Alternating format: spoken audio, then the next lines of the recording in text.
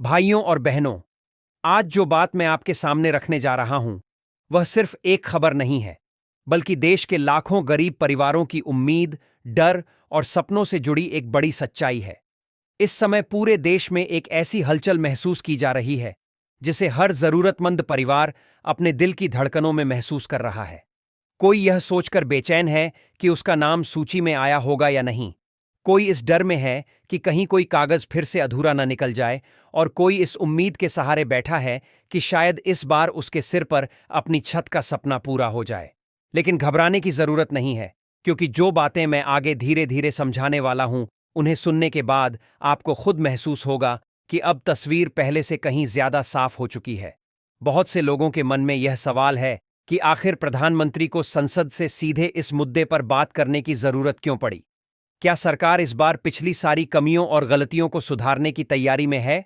और अगर ऐसा है, तो क्या आम आदमी का सपना अब सच होने के और करीब आ गया है?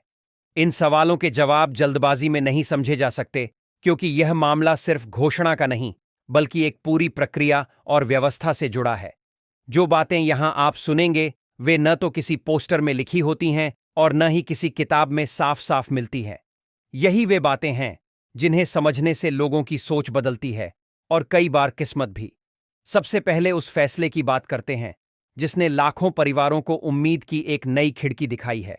सरकार ने नए लाभार्थियों की पूरी सूची को मंजूरी दे दी है, लेकिन यह मंजूरी एक दिन में नहीं आई।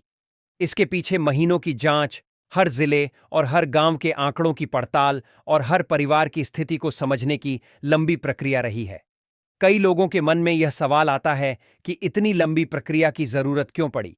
इसका जवाब बहुत सीधा है। सरकार इस बार यह सुनिश्चित करना चाहती है कि मदद सबसे पहले उसी परिवार तक पहुंचे जिसके पास सच में रहने के लिए एक पक्की छत नहीं है। पहले कई बार ऐसा देखा गया कि जिनके पास पहले से कुछ साधन थे, वे भी इस योजना का फायदा उठा लेते थे। इस बार उस गलती को दोहराने से बचने की पूरी कोशिश की गई है। इसके साथ ही एक और बड़ा बदलाव यह हुआ है कि सरकार ने फंड की व्यवस्था पहले से मजबूत कर ली है। नए साल की शुरुआत के साथ ही पहले चरण की किस्त सीधे लाभार्थियों के बैंक खातों में भेजने की तैयारी है। देखने में यह बात सामान्य लग सकती है, लेकिन पिछली बार बहुत से लोग सिर्फ इस वजह से बाहर रह गए थे कि उनका बैंक खाता ठीक से अपडेट नहीं था। अब यह साफ कर दिया गया है कि पैसा केवल उसी खाते में आएगा जो आधार से जुड़ा हुआ होगा और पूरी तरह सक्रिय होगा। अगर किसी का खाता लंबे समय से निष्क्रिय है, तो पैसा सिस्टम से वापस लौट सकता है। अब एक अहम सच्चाई पर ध्यान देना जरूरी है। बहुत से लोग आवेदन तो कर देते हैं, लेकिन बाद में अपना नाम सूची में देखना ही भूल जाते हैं। फिर जब पैसा नहीं आता, तो सारा दोष योजना या सरकार पर डाल दिया जाता है। जबकि हकीकत यह है कि सरकार गांव स्तर तक पूरी सूची पोर्टल पर अपलोड करती है। नाम देखना और स्थिति जांचना हर आवेदक की जिम्मेदारी है। अगर इस बार भी किसी ने यह लापरवाही की, तो बाद में शिकायत करने का कोई मतलब नहीं रह जाता। किस्तों को लेकर भी लोगों में काफी भ्रम रहता है। इस योजना के तहत राशि 3 चरणों में मिलती है। पहले नींव के लिए, फिर दीवारों के लिए और आखिर में छत के लिए। लेकिन अगर किसी का ईकेवाईसी अधूरा है, डीबीटी सक्रिय नहीं है या बैंक खाते की मैपिंग में गड़बड़ी है, तो सिस्टम किस्त को आगे बढ़ने ही नहीं देता। कई बार ऐसा होता है कि पैसा जारी हो जाता है, लेकिन तकनीकी कारणों से वापस लौट आता है और फिर दोबारा भेजने में महीनों लग जाते हैं।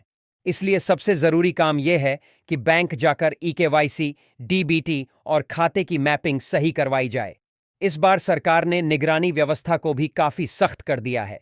अब घर निर्माण की हर तस्वीर, हर लोकेशन और हर चरण का रिकॉर्ड सीधे सिस्टम में अपलोड किया जाएगा।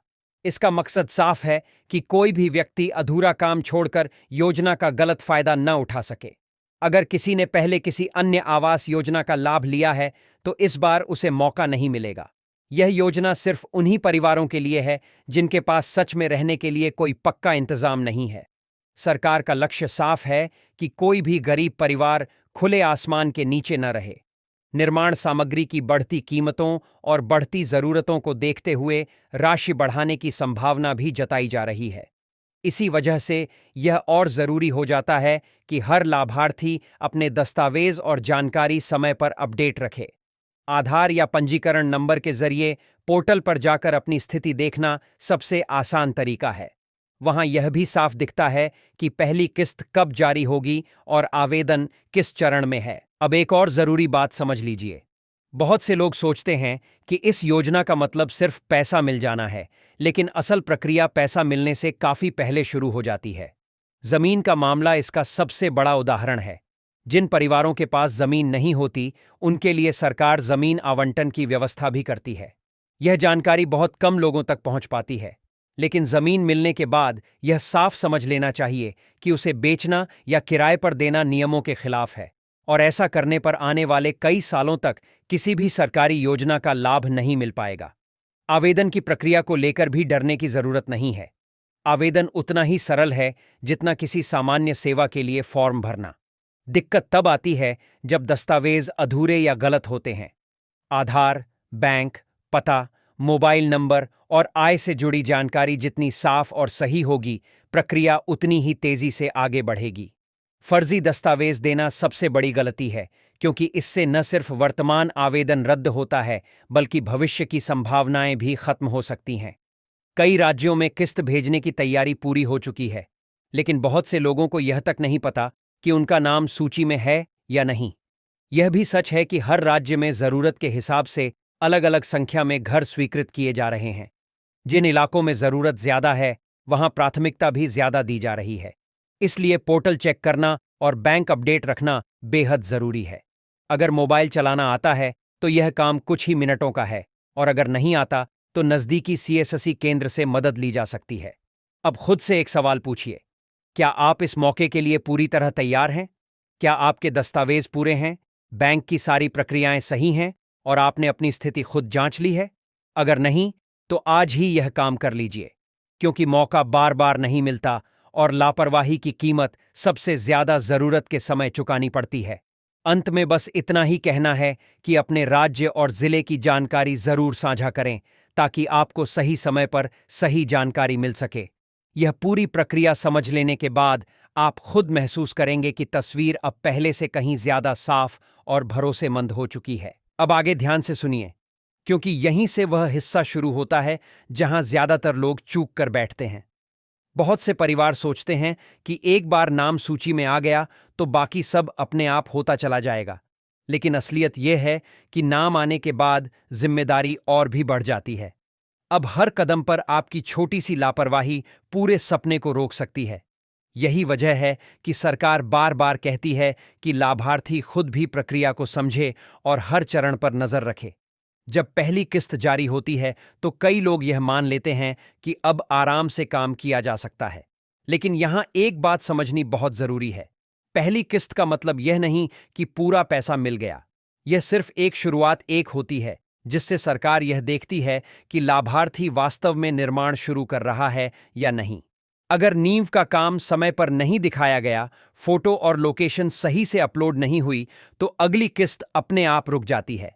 बाद में चाहे जितनी शिकायत कर ली जाए, सिस्टम अपने नियम के हिसाब से ही चलता है। अब बात करते हैं उन परिवारों की जो गांव या छोटे कस्बों में रहते हैं और सोचते हैं कि यह सब ऑनलाइन प्रक्रिया हमारे बस की बात नहीं है।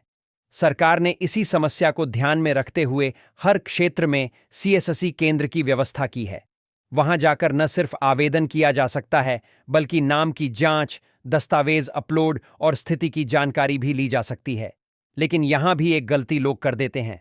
वे सब कुछ केंद्र वाले पर छोड़ देते हैं और खुद कोई जानकारी नहीं रखते। बाद में अगर कोई गड़बड़ी हो जाए तो समझ ही नहीं पाते कि गलती कहां हुई। इस योजना में पारदर्शिता इसलिए